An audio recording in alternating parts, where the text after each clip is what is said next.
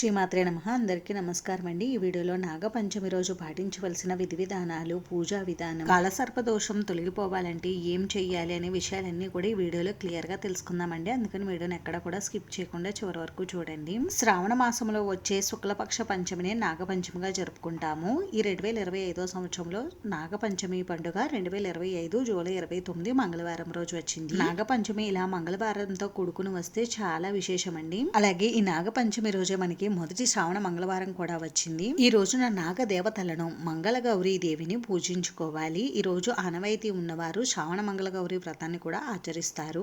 శ్రావణ మంగళ గౌరీ వ్రతం ఆచారం లేని వారు కూడా ఈ మంగళవారం రోజున ఇంట్లో పూజ నిర్వహించుకోవచ్చు. ఈ రోజు గౌరీదేవి అమ్మవారిని పూజించడం వల్ల అఖండ సౌభాగ్యం, సంతానం, అష్టైశ్వర్యాలు, సమస్త కోరికలు కూడా అమ్మవారి నెరవేరుస్తుంది. ఆచారం లేని వారు శ్రావణ మంగళవారం రోజు ఇంట్లో పూజ ఏ విధంగా నిర్వహించుకోవాలి అనేది ఆల్రెడీ నేను మన ఛానల్లో వీడియో అయితే పోస్ట్ చేశానండి. ఎవరికైనా ఇంట్రెస్ట్ ఉంటే ఛానల్లోకి వెళ్ళి చూడండి. ఇంకా ఈ నాగపంచమి రోజున ముఖ్యంగా నాగదేవతలను పూజించాలి. నాగపంచమి యొక్క విశిష్టతను సాక్షాత్తు శ్రీ పరమేశ్వరుడే వివరించినట్లుగా మనకి స్కాంద పురాణంలో చెప్పబడుతుంది. నాగుపాములు శివునికి అత్యంత ప్రీతికరమైనవి. ఈ నాగపంచమి రోజున నాగదేవతలతో పాటుగా శివుణ్ణి కూడా పూజిస్తే మనం కోరుకున్నటువంటి సమస్త కోరికలన్నీ కూడా వెంటనే శీఘ్రంగా నెరవేరుతాయి. ఈ నాగపంచమి రోజున నాగదేవతలను పూజిస్తే కాలసర్ప దోషాలన్నీ కూడా తొలగిపోయి జీవితంలో అభివృద్ధి, శ్రేయస్సు ఉంటుంది. ఇంత శక్తి ఉంది ఈ నాగపంచమి పూజకి. అయితే ఈ రోజు పూజ ఏ విధంగా నిర్వహించుకోవాలి అని అంటే, ఈ రోజు సూర్యోదయానికంటే ముందుగానే నిద్రలేచి ఇంటిని శుభ్రపరచుకుని తలస్నానం ఆచరించి ముందుగా మన ఇంట్లో నిత్య పూజ చేసుకోవాలి.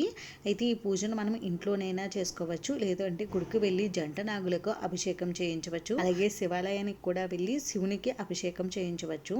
ఇంట్లో పూజ చేసుకునేవారు ఇంట్లో నాగప్రతిమ కానీ, నాగపడక కానీ, లేదా నాగదేవత యొక్క ఫోటో కానీ ఉంటే ఈ ఫోటో దగ్గర కానీ, ప్రతిమ దగ్గర కానీ మీరు పూజ నిర్వహించుకోవచ్చు. ఒకవేళ మీ ఇంట్లో నాగప్రతిమ, నాగదేవత ఫోటో లేకపోతే మీరు పసుపుతో కానీ, బియ్య పిండితో కానీ నాగప్రతిమను తయారు చేసుకుని ఈ నాగప్రతిమకి మీరు పూజను నిర్వహించుకోవచ్చు. ఇలా తయారు చేసుకున్నటువంటి నాగప్రతిమను పూజ పూర్తయిన తర్వాత మరుసటి రోజు వాటర్ లో కలిపేసి ఎవరు తొక్కని చోట చెట్టు మొదట్లో వేసేవచ్చు. ఈ రోజు ఎరుపు రంగు కానీ, తెలుపు రంగు కానీ వస్త్రాలు ధరించి నాగదేవత పూజ నిర్వహించుకుంటే చాలా మంచిది. నాగదేవత పూజ నిర్వహించుకునే ముందుగా మనం గణపతి పూజ నిర్వహించుకుని గణపతికి షోడశోపచారాలతో కానీ, పంచోపచారాలతో కానీ పూజ నిర్వహించుకుని స్వామివారికి ధూపం, దీపం, నైవేద్యం, కర్పూర నీరాజనం సమర్పించాలి. ఆ తర్వాత పరమేశ్వరుడికి కూడా పూజ నిర్వహించుకుని స్వామివారికి కూడా ధూపం, దీపం, నైవేద్యం సమర్పించాలి. ఆ తర్వాత నాగదేవతకు పూజనైతే నిర్వహించుకోవాలి. నాగదేవతకి షోడశోపచార పూజ కానీ, పంచోపచార పూజను కానీ నిర్వహించుకోవాలి. ఈ రోజు దీపారాధన ఆవు నెయ్యితో చేస్తే చాలా మంచిదండి. ఈ రోజు పూజలో ఎన్ని దీపాలైనా పెట్టుకోవచ్చు. అలాగే ఈ రోజు దీపారాధన ఎరుపు రంగు వత్తులతో చేయండి. ఆవు నెయ్యి లభించకపోతే నువ్వుల నూనెతోనైనా దీపారాధన చేయవచ్చు. ముందుగా దీపారాధన చేసి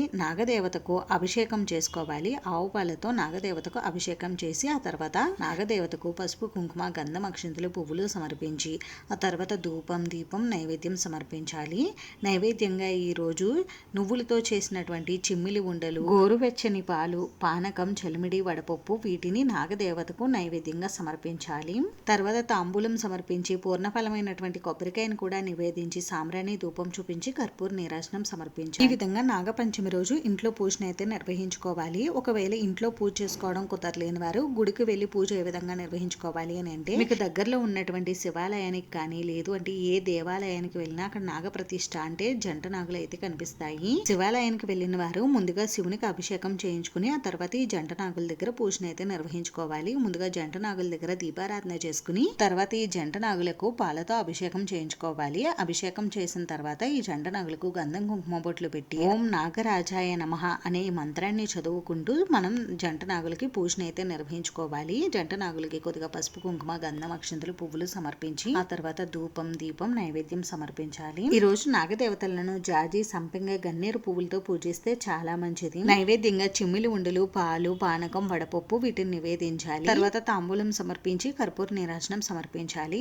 ఈ విధంగా నాగదేవతలకు గుడిలో పూజను అయితే నిర్వహించుకోవాలి. పూజ పూర్తయిన తర్వాత నాగదేవతలకు 9 ప్రదక్షిణలు చేసి సర్ప దోషాలన్నీ కూడా తొలగిపోతాయి. ఇంకా సంతానం లేని వారు నాగదేవతలను ఈ నాగపంచమి రోజున పూజిస్తే వారికి శీఘ్రంగా సంతాన ప్రాప్తి కూడా కలుగుతుంది. ఒకవేళ మీ ఇంటి దగ్గరలో నాగుల పుట్ట ఉంటే పుట్టపైన కొద్దిగా పసుపు, కుంకుమలు వేసి పుట్టలో పాలు పోసి ఒక దీపం వెలిగించి ప్రదక్షిణ చేసి నమస్కారం చేసుకోండి. ఈ విధంగానైనా నాగపంచమి రోజు మీరు పూజను నిర్వహించుకోవచ్చు. పుట్ట దగ్గర పూజ పూర్తయిన తర్వాత కొద్దిగా పుట్టమన్ను తీసుకుని బొట్టులా ధరిస్తే మనకున్నటువంటి దీర్ఘకాలిక అనారోగ్య సమస్యలన్నీ కూడా తొలగిపోయి మంచి ఆరోగ్యం లభిస్తుంది. అలాగే మీ ఇంటికి కూడా కొద్దిగా పుట్టమన్నును తీసుకుని వెళ్ళి మీ పూజా మందిరంలో పెట్టుకోవడం వలన మీ కుటుంబంలో ఉన్నటువంటి కష్టాలన్నీ కూడా తొలగిపోయి మీ ఇంటికి అష్టైశ్వర్యాలు కలుగుతాయి. ఈ విధంగా నాగపంచమి రోజున నాగదేవతలను పూజిస్తే ఈ సంవత్సరం అంతా ఎలాంటి కష్టాలు ఏర్పడకుండా మీ కుటుంబం అంతా ఆయురారోగ్య సుఖ సంతోషాలతో సంతోషంగా జీవిస్తారు. ఈ విధంగా పూజ చేసిన తర్వాత ఈ రోజు ఎటువంటి నియమాలు పాటించాలంటే ఈ రోజు బ్రహ్మచర్యం పాటించాలి. నాన్ వెజ్ తినకూడదు.